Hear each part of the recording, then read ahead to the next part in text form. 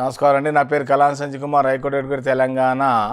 క్రోధినామ సంస్థ శుభాకాంక్షలు. సోషల్ పోస్ట్ లీగల్ వారందరికీ, యాజమాన్యానికి.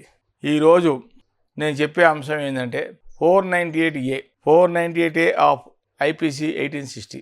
ఇది కేవలం మహిళలకు సంబంధించిన సెక్షన్. 498A కేవలం ఈ మహిళే వాడతారు. ఈ సెక్షన్ ఎక్కువ ఎప్పుడు వాడతారు? ఇది వివాహం అయిన తర్వాత, మ్యారేజ్ అయిన తర్వాత, భార్య భర్తల మధ్య గొడవలు అయినప్పుడు, ఒకవేళ భర్త కనుక భార్య మీద మ్యాన్ హ్యాండిల్ చేసినప్పుడు, అప్పుడే ఆమె చూసి పోలీస్ స్టేషన్లో ఒక లెటర్ లాగా రాసి, కంప్లైంట్ రాసి, ఆ కంప్లైంట్లో ఈ రకంగా 498A రాయటం జరుగుతుంది.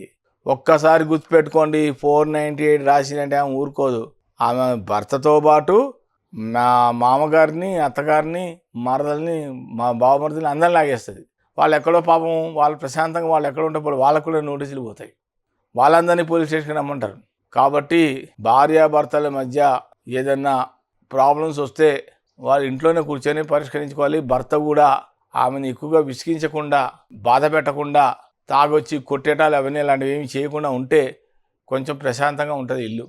అంతే తప్ప అనవసరంగా తాగొచ్చి ఆస్తులు, వరకట్నాలి, మీ నాన్న పెళ్ళప్పుడు నాకు ఏం ఇవ్వలేదు, నాకు ఇల్లు రాసి, నాకు అది రాసి, నాకు బండి కొని, రకరకాలుగా చెప్పడం వల్ల తన స్తోమత తగ్గ వాళ్ళ తల్లిదండ్రులు పెళ్లి చేసి ఉంటారు కదా అమ్మాయికి. అంత మించేది ఏం చేయలేరు. ఒకసారి వివాహం అయిపోతే మళ్ళీ ఆశించకూడదు, అడగకూడదు కూడా. భర్త సైడ్ వాళ్ళ అత్తగా అమ్మా నాన్న కూడా ఏం అడగకూడదు, అమ్మాయిని వేధించకూడదు. ఒకసారి వేధింపులు స్టార్ట్ అయ్యంటే, క్రూయాలిటీగా మొదలైందంటే, క్రూరత్వంగా, శాడిజంగా తను కానీ బిహేవ్ చేస్తే ఖచ్చితంగా ఆమెకి రైట్ ఉంది, ఆమెకు హక్కు ఉంది. డైరెక్ట్గా పోలీస్ స్టేషన్లో ఒక కంప్లైంట్ ఇచ్చి, ఆ కంప్లైంట్లో 498A వేసి సెక్షన్ పెడుతూ, ఇలా మా అత్తగారు, మా మామగారు ఉంటే, బావమరుదులు, మరుదులు అందరూ ఎవరుంటే వాళ్ళ మీద కూడా వేసేస్తుంది. అసలు వాళ్ళకి సంబంధం లేదు. వాళ్ళు ఎక్కడో ఉంటారు. వాళ్ళు ఈ ఫ్యామిలీ గొడవలో మీ ఇద్దరి మీద కూడా వాళ్ళని ఎందుకు లాగేస్తున్నారు ఇవాళ రేపు అందరూ. ఆడవాళ్ళు కూడా ఇంట్లో వాళ్ళని, భార్యాభర్తల మధ్య గొడవని, పోనీ అత్తగారు మామగారు వాళ్ళు ఏమన్నా తెలియదు మనకి. అక్కడి వరకు అయితే ఓకే, తప్ప మిగతా వాళ్ళందరినీ కూడా లాగేస్తున్నారు. ఏదైనప్పుడు కూడా సుప్రీంకోర్టు చాలా క్లియర్గా చెప్పింది, 498A వేస్తేనే భర్తనే పిలవమని పోలీస్ స్టేషన్కి. అంతే తప్ప అత్తగారిని మామని పిలిచి వారిని అరెస్ట్ చేయడాలు, వీరెస్ట్ చేయడానికి వీల్లేదు. 41 CRPC నోటీసులు ఇవ్వాలి వాళ్ళకి. ఫస్ట్ ఎవరినైనా సరే అరెస్ట్ చేసే ముందర ఆ నోటీసులు ఇచ్చి వాళ్ళని పిలిచి, ఆ తర్వాత వాళ్ళని పిలిపించి మాట్లాడాలి. విచారణ తేలాలి. ఏదన్నా అసలు వాళ్ళు వేధింపు, వాళ్ళ అత్తగారు మామగారు అమ్మాయిని ఏమైనా అన్నారా, కోడల్ని అనలేదా.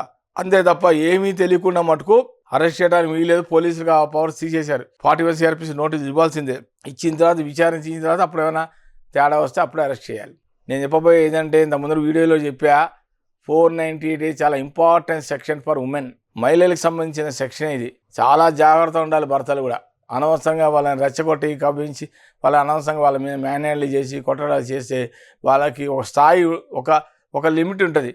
ఆ లిమిట్ వరకు అయితే మహిళలు ఉండగలుగుతారు. ఆ లిమిట్ దాటిపోయినంటే ఇక వాళ్ళు, హద్దు దాటిపోయినంటే వాళ్ళకి ఆటోమేటిక్గా పోలీస్ స్టేషన్కి వెళ్తారు. ఒక్కసారి పోలీస్ స్టేషన్కి వెళ్ళినంటే ఫ్యామిలీ డిస్టర్బ్ అయినట్టే.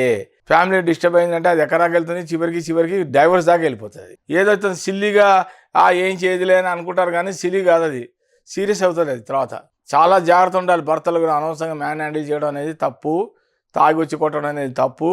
కూర్చొని ఇద్దరు మాట్లాడుకుంటే సంసారం హాయిగా నిలబడుతుంది. లేకపోతే సంసారం కొలాప్స్ చేయడానికి ఆస్కారాలు ఉంటాయి.